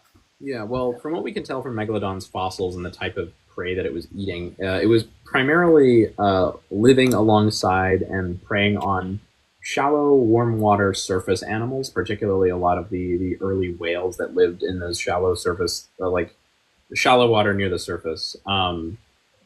So the likelihood that Megalodon was able to rapidly switch to a deep water lifestyle without leaving behind any fossils that would suggest that transition. Yeah, because their body would have to adjust to all the pressure changes, right? Yeah, and at that point, it's highly unlikely that they would be even recognizable as Megalodon anymore. They would be what's called a chronospecies. Even if they didn't split into two new species, they would still undergo like chronospeciation, and they would look very, very recognizably different, and they would be nowhere near as big or look even similar to Megalodon that we know about. Okay. All right. Yeah, thank you. I was just really curious about that stuff, and like the internet really didn't give me much, and I just wanted to know because I don't know, like I always thought that maybe there was like a chance it still exists, but you said it mainly just stayed in like the shallow water parts, right? So Yeah, because it was kind of dependent on a lot of these shallow water whales that now no longer exist. So that's another reason why we think it was extinct, is because its primary food source also went extinct. oh, okay, so it's starved. Yeah, yeah. Okay. Just the shifting ecosystem caused a depletion in the ability of Megalodon to eat and reproduce, and they weren't able to keep up. Okay. All right, that makes a lot of sense. Yeah, because I don't know. I guess like the movie The Meg with Jason Statham just really like I don't know. Like when I saw that like there was like this whole underwater like oasis that they never seen before, I was thinking maybe that was like a possible thing, like an underwater like pathway that it's really hard to get to, and it has like all this life that like is still existing from like billions of years ago. But I don't think that's plausible after hearing that. Yeah, no. I remember seeing that movie. That was Right? like, Yeah, I don't know. I just put a lot of stupid thoughts in my head, I guess, right? So Yeah. That's fair. It's fun fantasy though. I Yeah. mean, it's good to stay informed, but it's also good to enjoy that sort of fiction. There is certainly undiscovered areas at the bottom of the ocean. Generally, it just couldn't support such large forms of life because a lot of the stuff down there relies on what's called chemiosynthesis as opposed to Okay. photosynthesis. So, and it's a less efficient. So, and it's a less efficient process for generating energy. So stuff just can't get as big in the deep ocean. Okay. That makes sense. Yeah. Yeah, so like I guess everything that would be down there would just be small, right? It would be like small, like, for example, you have like filter feeding crabs that hang out around hydrothermal vents because their ecosystems down there aren't based on plants like they are on the surface because there's no sun.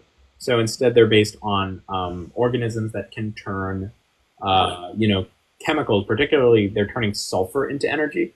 What? Yeah, so Okay. they take in sulfur and some other stuff. I'm trying to look at the equation right now. Hydrogen sulfide or methane, and they turn that into sugar instead of turning oxygen or carbon dioxide into sugar. And then That's crazy. just like and just like primary consumers on the surface would eat plants to gain energy, the primary consumers down there are eating these chemiosynthesizers to gain energy. Okay. That's wow, that is crazy. I didn't know that they were able to just pass that through their body and make it into something else like that, like especially methane. I didn't know that was the thing that they could do. Yeah, a lot of really crazy biology in the weird corners of the world. Yeah, that is for sure. Yeah. Damn, all right. So I've learned that megalodons are most likely dead because their food source is dead. So there goes my theory. I don't know why I was holding on to hope for that, but I was.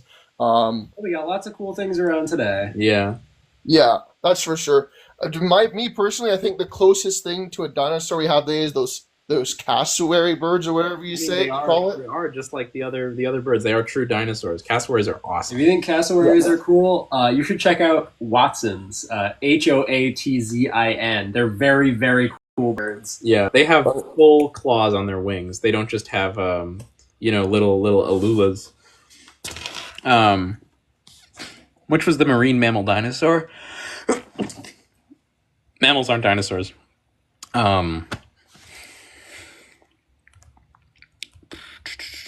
Did the Pyroraptor actually live in cold areas to use their feathers, or are they in all areas? Pyroraptor is extraordinarily fragmentary, and we don't know a lot about it. Birds and reptiles are the closest things to dinosaurs to me. Well, birds are dinosaurs, and dinosaurs are reptiles. That's confirmed. Yes. Okay. All right. So I can just go out and say birds are dinosaurs, and all right, nobody can argue with me. All right.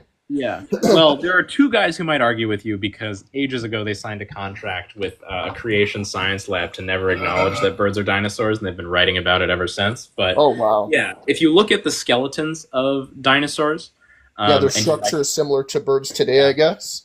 not just that, it's that the checklist that we use to, when we pull a fossil out of the ground, decide if it's a dinosaur or not a dinosaur, is the same. It works on birds. If you look at a bird, it has all these skeletal traits that are recognizable in dinosaurs and required to be considered a dinosaur. Okay. So it's just that birds hit the checklist basically, and that checklist is indicative of evolutionary relatedness. Okay. All right. That makes wow. I'm learning so much. Okay. That's interesting. Okay. One more question before I go. Sure, go ahead. Because I just thought of this and it's something that I want to know for a while. Okay, so this is a dumb question too because I watch a lot of movies, right? So, in the first Jurassic Park movie, that big fat guy, he gets killed by that tiny little dinosaur that spits acid. Is that a real dinosaur or not? So it doesn't spit acid and it doesn't have a frill, but Dilophosaurus weatherly is a real dinosaur. It was found not too far from where a bunch of my cousins live, in Tuba City, Navajo Nation. Okay. Yeah, it was found by a guy called Jesse Williams, who reported it to a local paleontologist who was in California. It's a pretty big animal. We have, I think, 2 or 3 specimens of it and a lot of different fossil footprints. It's a lot bigger than it was in the movie. It probably would have been able to pick that guy up with its head. And Wow. Okay. They really shrunk that down, and so it doesn't have the frill, so it doesn't have a fan that opens up on their head or something that flaps around. No, but they do have these 2 really. They made them smaller in the movie. I think because the one in the movie was intended to be a juvenile Dilophosaurus. Okay. Because in the book it was described as being very large, which it is. But yeah, they're big, Jurassic carnivorous dinosaurs that are thought to have mainly eaten relatively small prey, which would probably include humans if we were around back then. Wow. Yeah. Yeah, we would not survive back then at all. I don't think so. That is crazy. Okay, well, thanks. That was a lot of information. I know I'm a lot more educated now. That's for sure. Yeah, well, thanks for coming up. I appreciate your time. Yeah, no problem. I'll talk to you later. Thanks for your time. Yeah, have a good night. You too. Bye bye. There was someone who asked if dinosaurs kissed. I'm trying to remember. Is there evidence of face biting with dinosaurs? Yes, yeah. There's a lot of evidence of facial biting among theropods. We get pathologies on the face, and that's consistent with a lot of stuff in modern birds as well, and how they do conflict. Yeah, social biting is a pretty typical thing across many groups of reptiles. Welcome up. We have someone in here called Hello Kitty. Oh, Hello Kitty. What's your question? Huh? Hello Kitty. What's your... I'm so sorry, I can't hear you. Oh, okay. Can you hear me now? Oh. Uh-huh. Hello? Yeah. Go ahead. What's your question? So what's changed the dinosaurs from having a roar to more of a freaky, sound? Well, there's not really been a ton of research into dinosaur sound. A lot of the stuff you see on social media is just created by people who aren't super well researched in paleontology. We haven't found many dinosaur specimens that we can get any sort of knowledge of sound out of them. However, what has So that sound is fake, the really freaky sound where it goes like ooh or Oh, something. okay, wait, I'm gonna play it for you. I think I The really really freaky one. where it's like Yeah, and like it like gurgles or something. yeah, It's that's like weird. yeah. So that's the mating call of a bird called a common loon. Oh. But it's slowed down and pitched down. And common loons are dinosaurs. So dinosaurs definitely made weird noises. I think the main thing is that people kind of have opened the window of acceptable sound design for dinosaurs because, in the 80s and 90s, it was kind of unthinkable for a giant monster to do anything other than roar. And so a lot of the dinosaurs made those kind of mammal-like roaring sounds, which were kind of unlikely. But it is definitely more plausible for dinosaurs to make more bird-like and more alligator-like, noises. And, alligators chirp just like birds do. And so probably a lot of dinosaurs could chirp. And, bigger birds and therefore bigger dinosaurs and big reptiles all do these sort of hisses and grunts that are pretty common across, probably pretty common across dinosaurs. But they certainly did probably have a lot of range. This is a lot of conjecture because it's basically all based in looking at living animals because we just don't have a lot of fossils to go off of that tell us anything about the sounds they could have made. But yeah. If there's only bones, right, and a few fossils, is there really no possibility of there being like a Jurassic Park? Yeah, unfortunately, we can't really do Jurassic Park because DNA only sticks around for maybe 10,000 years in any recognizable form. Sometimes it goes for 30,000, but it's very fragmentary.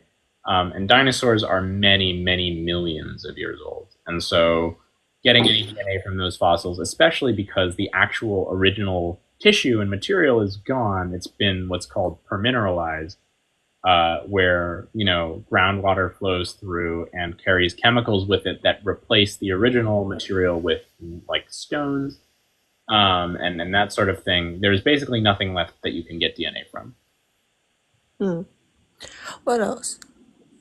Do we have any other behavioral, like, facts outside of, like, the basic things? Like, oh, they ate this. Yeah. Did this.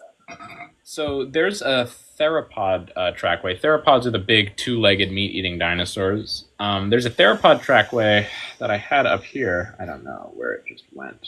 I had it open. Okay. There's a theropod trackway that shows what's called lekking behavior. Lekking is when, in birds, is when a bunch of birds get together in a group and they form like a big circle and they dig these little display arenas. And there's evidence of dinosaurs doing that too. So you know how when birds are in the mating season, the males will all go around and they'll start doing dances and stuff. There was a lot of evidence of theropod dinosaurs doing similar things. We don't know exactly what species of dinosaur was doing this because it's just footprints, but we do know that it was within theropods, and birds are also theropods. So if we look at that from a bracketing approach, we can say that behavior of like ritualistic mating evolved relatively early within the dinosaurs. And I forgot the name, but I have a favorite one with the, like, the medieval weapon that's like a ball with spikes? Yeah, the Ankylosaurus. Yeah, I like those. Can you talk about them? Yeah, Ankylosaurs are super cool. They're from, Ankylosaurus specifically is from a place in the Midwest called Hell Creek. That's not a fitting name. No, it's where T-Rex and Triceratops are also from. So they all lived together. A lot of the popular dinosaurs didn't coexist, but Ankylosaurus, T-Rex, and Triceratops are all very popular, and they did live at the same time in the same place. One thing that's super interesting about Ankylosaurus is that it actually has a piece of bone that slides over its eye when its eyelids close. Oh, like the fishes? Yeah. Except in Ankylosaurus, it's not just a piece of tissue that covers it; it's solid, actual bone, and that seems to be the case for a lot of the scales on Ankylosaurus's body. Is that instead of being made of keratin, which is usually what scales are made out of, they're made out of bone and keratin, which makes them what are called osteoderms. And that's actually what we use to determine if dinosaurs are related to Ankylosaurus, because only Ankylosaurus and its relatives, which are called the Thyreophorans, have those osteoderms on their skin. So Stegosaurus, for example, also has osteoderms. Those big plates that are up on Stegosaurus's back are a kind of osteoderm, and that means that Ankylosaurus and Stegosaurus are both in Thyreophora. How do you get this much information? I spent Like, how many years? I spend a lot of my time learning about dinosaurs. I read a lot of papers. I spend a lot of time talking to people about dinosaurs. And when I come to a point where there's something I don't know, I look it up. And sometimes when there's something I don't know and there's no answer for it, I ask around and see if there are any fossils that I could look at to get an answer for it. Something that I have had to remind myself of quite a few times is this is a little bit more getting into like advanced stuff, but if you're ever reading a paper and you're curious about it or you want to know more about whatever it's about, reach out to someone who worked on the paper, and they will almost always, I think, at least from what I've heard, be willing to talk to you about it, because chances are they are very passionate about it and happy to talk about it more. Scientists love to talk about their research. If you find There's two of you. Yes. Yeah. My roommate is here also. I've mostly been talking in chat. Yeah, that's the person who's in. Why are your voices so eerily familiar? We're both like the same age, and we live in the same place. It's like identical. I couldn't differentiate at all. Sounds like I need to get to work on voice training. Yeah. Anyway. But yeah, no, scientists love to talk about their research. You can reach out to is it true that scientists are like, I don't mean no offense, but I heard they're really easy to contact because they're really small. They're like small groups. I don't know what you mean by small groups. Like, there are certainly big like institutions that all work on research together. But in terms of like actual paper authorship, there will only be, in most cases, a few scientists working on a paper, which means like a few scientists working on the same experiment at the same time. Who would you say is like? I'm not into basketball, but I'm gonna use a basketball analogy. Who's like a big basketball player? LeBron James. Who's like, yeah, sure. Yeah. Who's the LeBron James of dinosaurs? Like scientist wise. Shoot. That's a great question. There are a lot of really good ones. Robert Back. Because all I hear is that they're like really humble, down to earth guys you could see at your local college. There's a few paleontologists who are so famous for their research that they're like actual celebrities. Paul Sereno is probably one of the ones that I would think of. He's a paleontologist who is like so popular that you can't really reach out to him on an academic level. You have to like get in line because there are so many people who want to talk to him. Wasn't Paul Sereno like Time Magazine's most attractive person of the year? Paul Sereno was also Time Magazine's, or not Time Magazine's. He was People Magazine's most attractive man of the year 1 year. He is really hot. But he's a paleontologist for that fact. Yeah, who works on Spinosaurus and a lot of African dinosaurs. He's currently based out of Chicago. And he's incredibly well known. His research is everywhere. He worked on like so many of the dinosaur species that a lot of people like know a lot about. If you name a dinosaur, though, chances are it was probably discovered by Edward Drinker Cope or Othniel Charles Marsh. They weren't great people by any means. Paul Sereno is a little bit of yeah. One question. Yeah, go ahead. Is there anything like You know how every single thing has like an underbelly or Oh yeah. something? Is there any for dinosaurs? Oh, Is there any absolutely. legal business? This is actually probably one of the reasons that I got into paleontology is because I'm Dinna and I care a lot about like indigenous land rights. Because Oh, there's a lot of stuff about that. But in the past, like there's been a ton of fossils that are just taken without permission, or or in some situations, researchers will exploit like existing treaty conditions because a lot of those treaties were written with the goal of like exploiting indigenous people. And this is just about the U.S., but they only give us access to like the top 5 feet of the dirt. And so people can come in there and drill for oil completely legally because the federal government would own everything under those 5 feet of dirt. So we only have sovereignty over the top little bit of dirt on our land. And so there is a lot of that within basically all sciences, but also with paleontology. And it's gotten better in the last few years, but there's still people who are shady about it. Not necessarily big researchers, but people also steal fossils. That's another one. This is more in Mongolia and South America, and Morocco. There's a lot of people who will go to active dig sites and they'll just steal the fossils and run away with them. They won't take all of them. They'll just take the stuff they can sell. So like skulls, hands, teeth, anything that looks cool in like a glass case or a shop window, and they'll take them. And so fossil theft is a big thing as well. if there's if there's so many like fossil theft, what is the chance that you walk into some random store and like the actual fossils there are real? Um, the What are chance the chances? chance that they're actually what they're advertising is low. Pretty much anything that looks sharp is It's like called like a T-Rex tooth or a dinosaur tooth. And so anything. only high-end stores. Yeah, I mean, usually what it is the big expensive fossils, they just get put up for auction suddenly by someone who's really wealthy, who already owned it. So like they just kind of appear. They're getting auctioned off, and they were never known about by museums. They're just these really exquisite specimens that just kind of appear. I've seen real fossils in stores in Morocco and Jordan, but in the U.S. it's a little bit more difficult. Most of the fossils that I've seen in the U.S. Aren't necessarily poached. The U.S., like I said, just has kind of poor laws for land regulation. So it is you can get fossils like semi-legally in the U.S.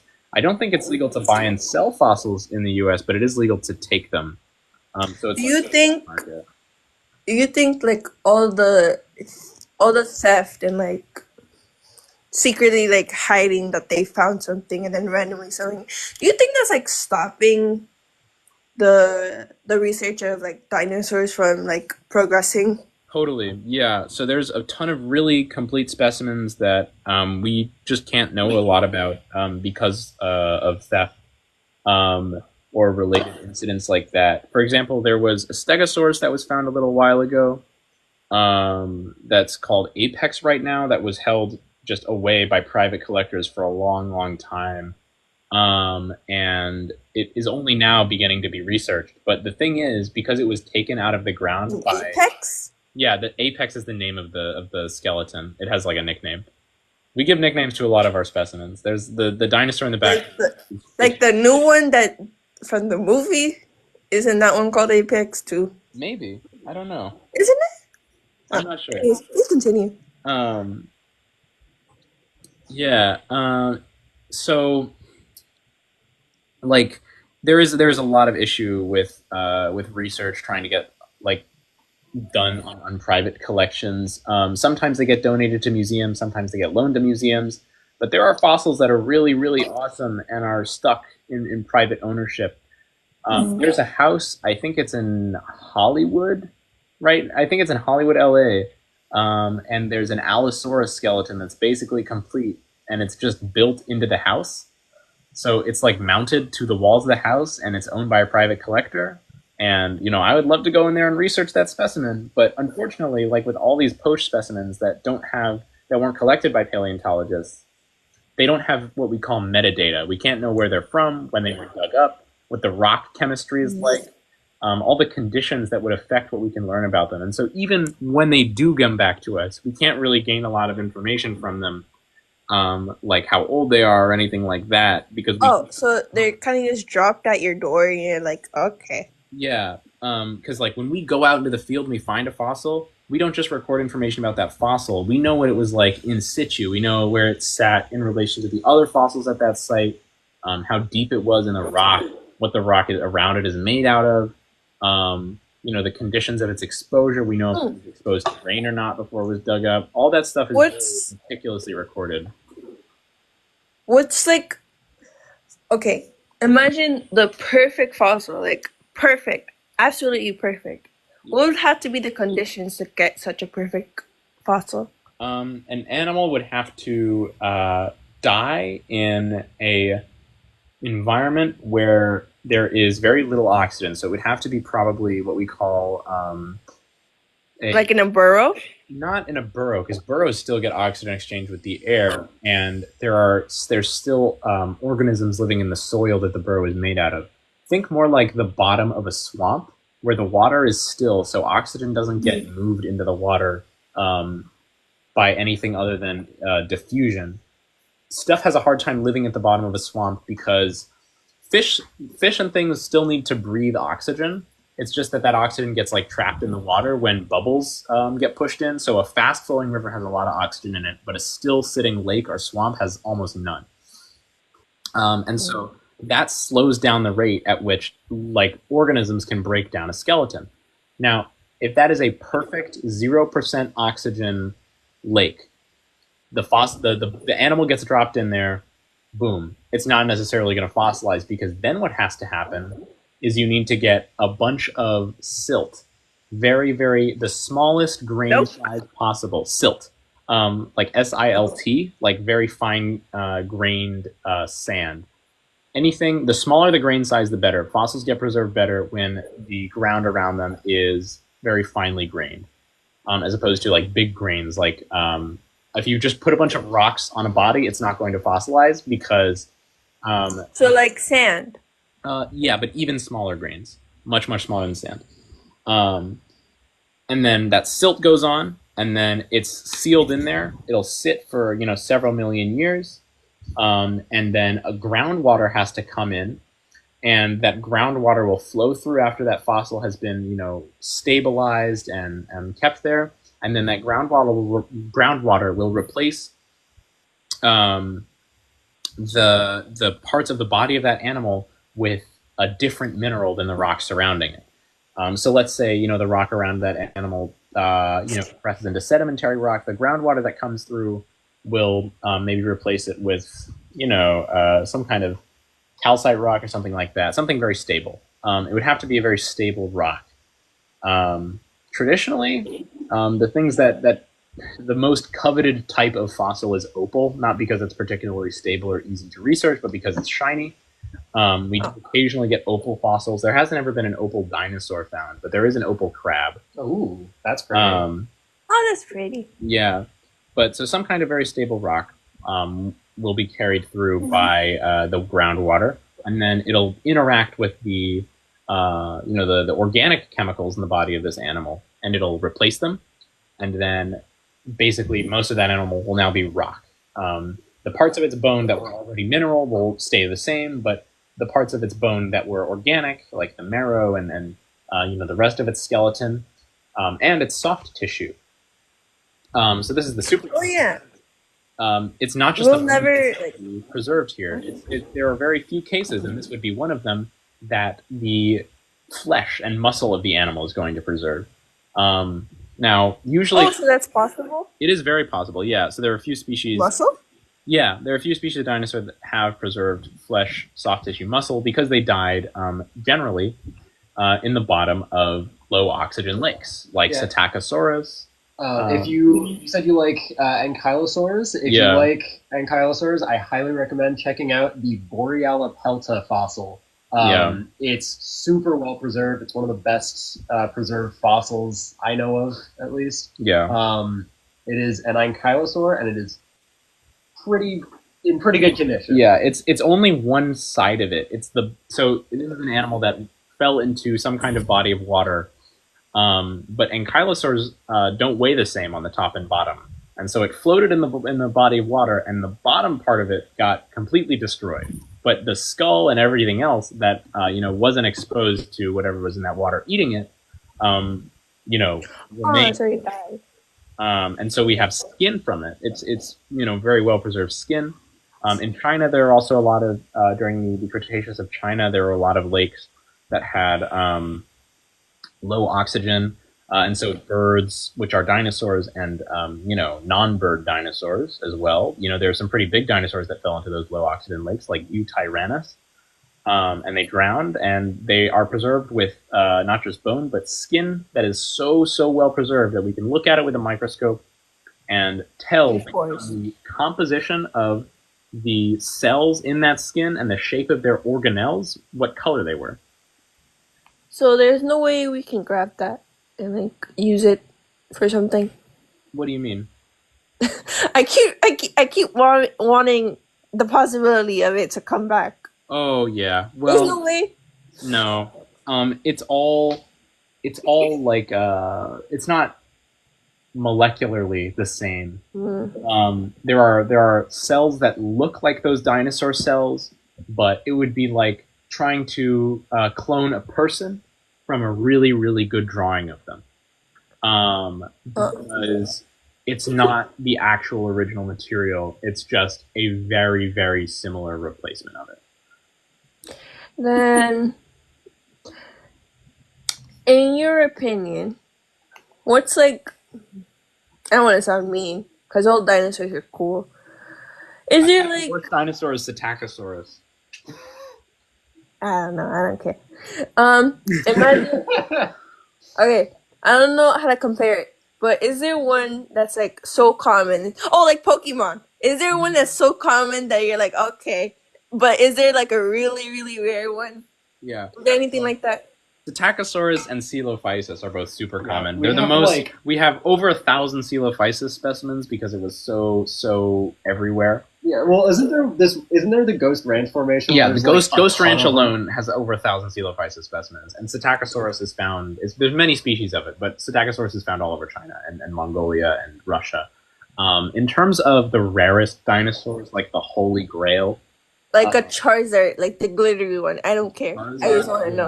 Charizard of dinosaurs. the shiny Charizard of dinosaurs. That's a really good question. It would, in terms of usually, I mean, I would At assume. least the one that hasn't been poached that we know of. Yeah, the shiny, the super rare dinosaur, the one that you would be most excited to find, is a new one. So I can't really, comment on that. I mean, okay, if you find a new one, but it's just like a really similar one to a one that's already found, you're gonna be like, okay, Okay, that's so I know nothing. exactly what this would be.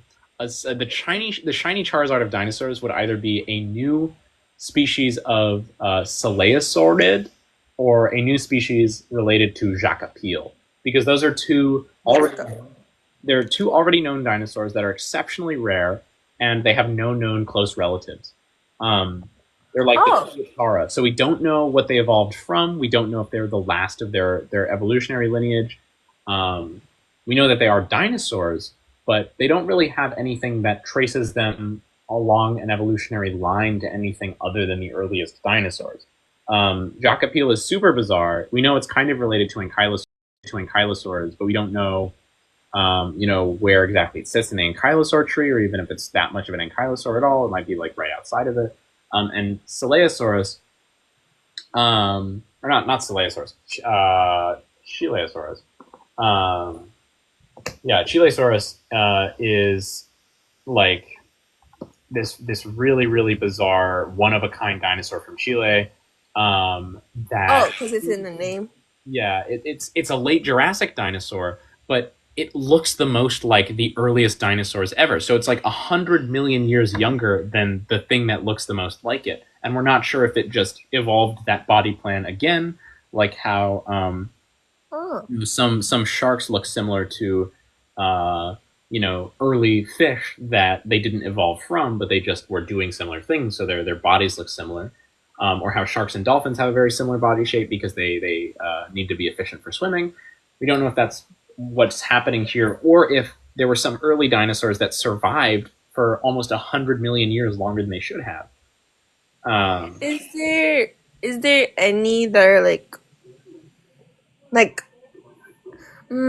actually no, I'm not gonna ask that because you already answered that. I had two questions but I lost it. Let me think, please. Okay, all right.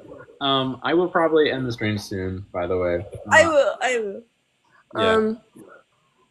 What's the dumbest name for one? Like someone found it and just named it the stupidest thing. Probably the dumbest dinosaur name is, well, there was a proposed, these aren't considered to be valid species anymore. They got knocked out by more recent studies, and so no one actually uses these names scientifically. But for a time, there were dinosaurs that were named things like Scrotum humanum, which means, human testicles. In Latin. They allowed that? Yeah. There's no rules to prevent that? There are rules now. That was in like the early 1900s. Oh. And there was very recently a dinosaur proposed called Urinator. I know the guy. I know the guy who tried to name that's Urinator. great. I know the guy who tried to name Urinator. The fossils were exposed because someone went for a bathroom break, peed on a rock, and then it was sandstone, and so the rock washed away, and there was a dinosaur foot underneath it. That's so funny. I mean, it suits it, but still. Yeah. Unfortunately, Urinator is not considered to be a valid species. It's been reassigned to be Silurus. Okay. Thank you very much. Bye-bye.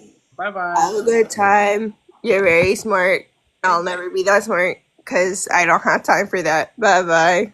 Thank you for your passion. Thank you so much. Yeah, that was a good time. That was good. Thanks everybody. A couple of really good calls. Yeah. Thanks everybody so much for coming by. I, like everybody else, have things to do. One of which is to write a paleo paper that I've been putting off for some time about the Devonian and how plants affect the evolution of arthropods and all that stuff that I got to get started definitely tonight. And it is late where I am, so I'm going to go to sleep. Hopefully, maybe stream tomorrow at some point if my schedule allows it. I am. If you want to look for more stuff, be sure to follow because I make videos very frequently. And go check out my YouTube channel. It's linked in my TikTok bio, but you can also just find it by looking up Dryptosaurus. Fran is an Acrocanthosaurus. Yeah. Also check out my roommate. Go follow her. She makes good videos occasionally. And she streams on Very Twitch. occasionally. My roommate streams on Twitch. Go follow my roommate on Twitch. If I didn't get to your question, please shoot me a DM and I will do my best to respond to it there. I know how frustrating it is to request up and have the live end. But yeah, go ahead, DM me, and I guarantee you that I will do my best to answer it if possible. Yeah, thanks so much, everybody. This would be impossible without everybody in chat. So you guys make this as much as I do. Have a great night. Oh, if you want to see how fossil fuels aren't dinosaurs, you can watch my most recent YouTube video where I answer viewer questions, and one of them is why aren't fossil fuels made of dinosaurs?